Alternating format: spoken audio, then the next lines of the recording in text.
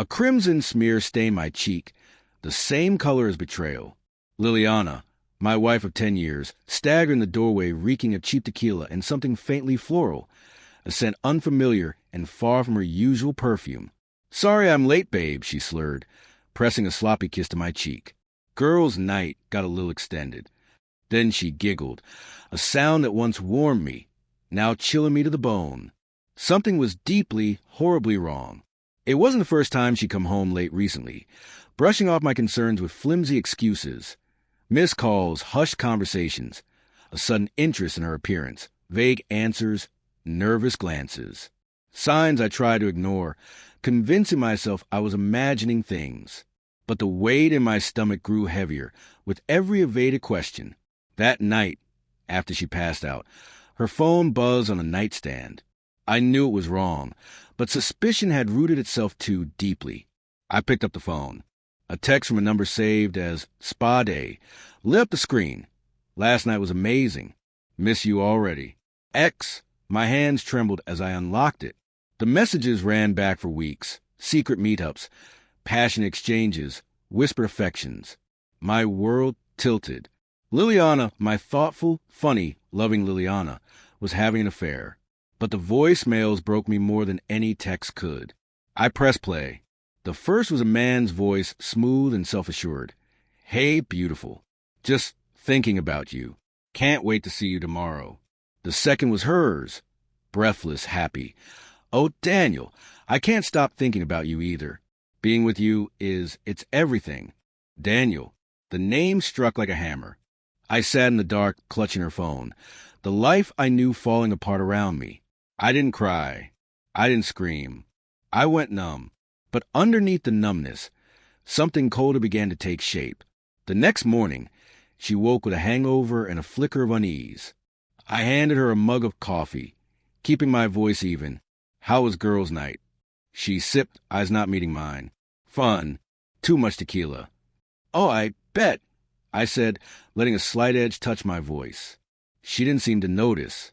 "Did you make it to the spa too?" Her hand jerked, coffee spilling onto the table. "What? What are you talking about?" Without a word, I pulled out her phone and played the second voicemail.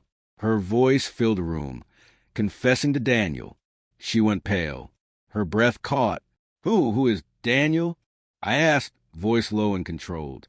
She tried to speak, stumbled on her words, but the truth was already etched across her face. "I can explain." "Explain what?" I said, my voice finally cracking. "Explain how you could do this to me?" To us, over the days that followed, the rest unfolded like a bitter puzzle.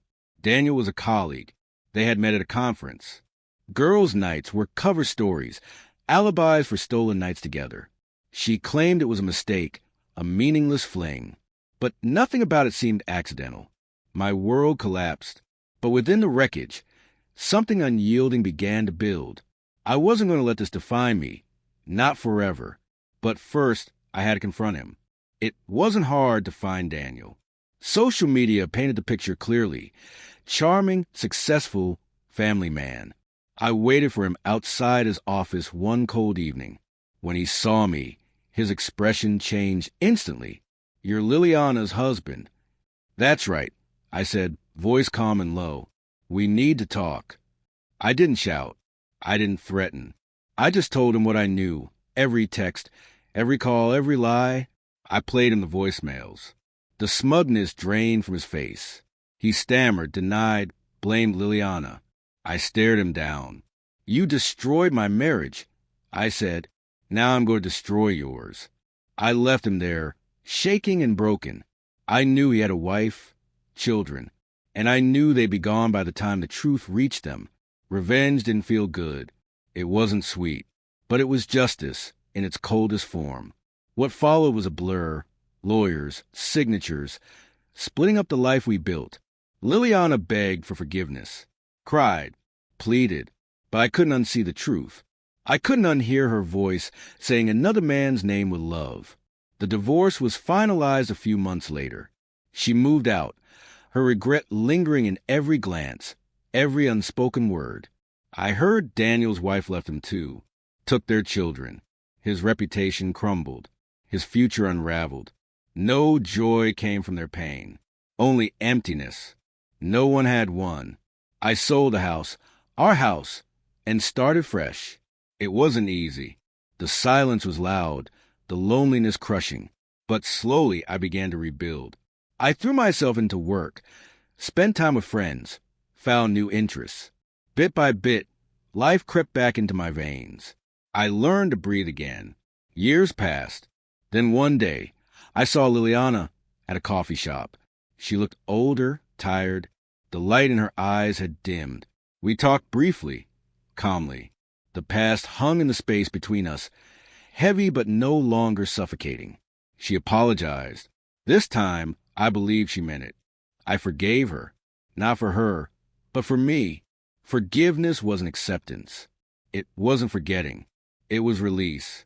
I let go the weight I carried. I chose to be free. The lipstick smear that once branded me with betrayal had faded. The pain dulled. The scars remained, but they were mine, a record of survival, a testament to strength, a promise to myself that I would love again, better, wiser, that I realized was its own kind of triumph.